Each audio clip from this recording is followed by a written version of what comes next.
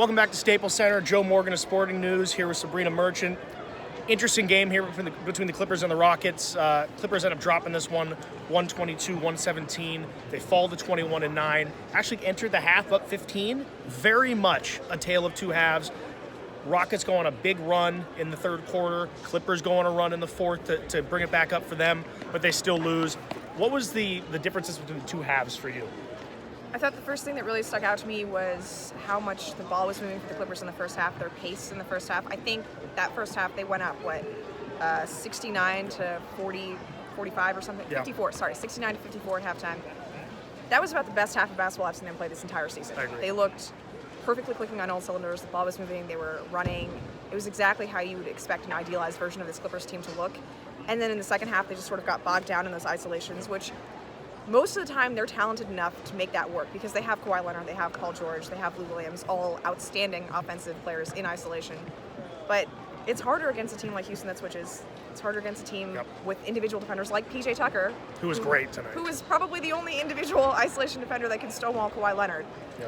But I thought that was the main difference for the Clippers on offense was they just weren't moving the ball as much. Doc Rivers took accountability for some of that, right? He said he wasn't calling plays, he wasn't forcing the actions, but you can't get stagnant against a team like this. Exactly, and I think that's kind of the key takeaway for me is they very much almost got comfortable and stagnant. The ball wasn't moving, and if you're going to do that against a Houston team that obviously has two great talents in Harden and Westbrook, at some point they are going to make you pay for it.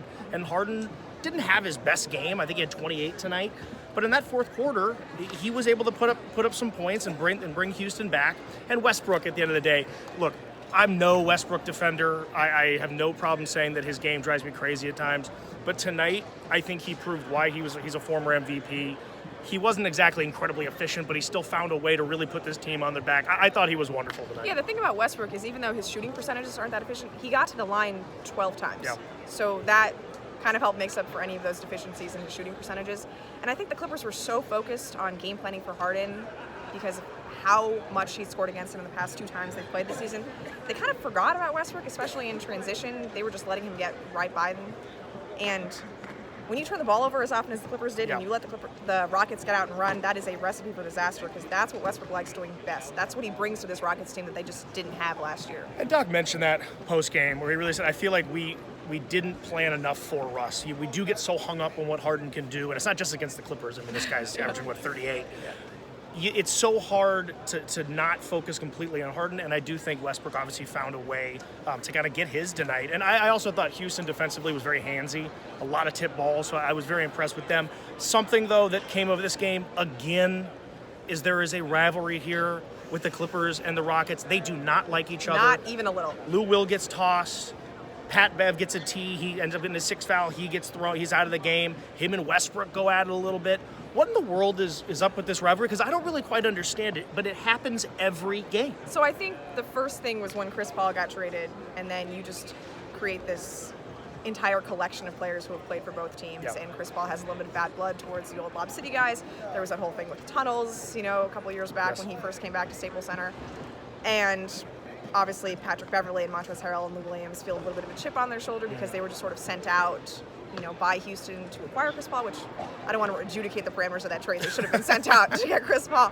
But, I don't think it sits very well with them. You've got Austin Rivers and Doc Rivers. You've got the long-standing Patrick Beverley, Russell Westbrook beef. You've got a little bit of PG Russell Westbrook, which I don't care if they say they're good friends. They were teammates for the last two seasons, and now they're on rivals that creates something, right? I agree.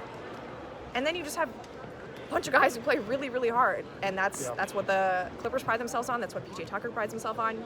So it's a recipe for disaster. Neither of these teams really like to take anything lying down. They go after everything. They really do. Yeah. Well, and I think it does ultimately boil down to Westbrook and Beverley. I do think at the end of the day, Westbrook really does not like Beverley at all, and that stems from many, many years ago when he was with OKC, right?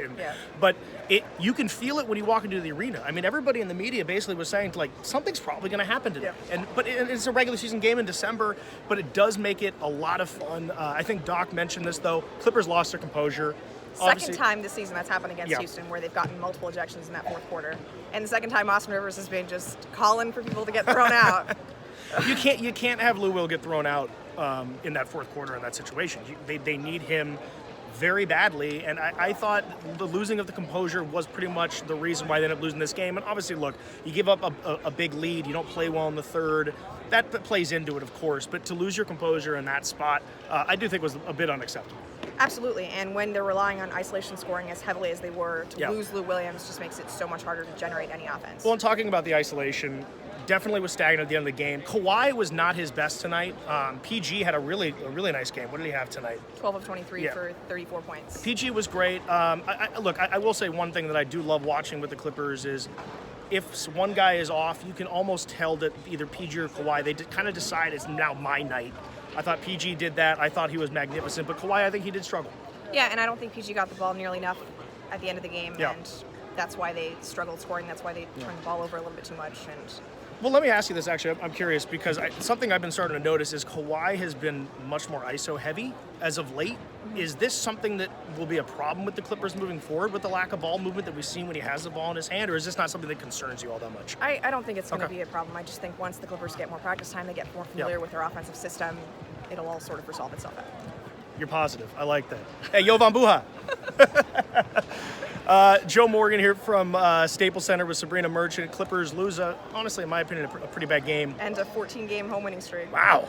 And the first time we've ever done this after a loss, so we hope it was okay. Clippers lose 122-117, drop to 21-9. A couple of games coming up, but we'll be back here for their next home game next week against Utah. Have a good night, guys.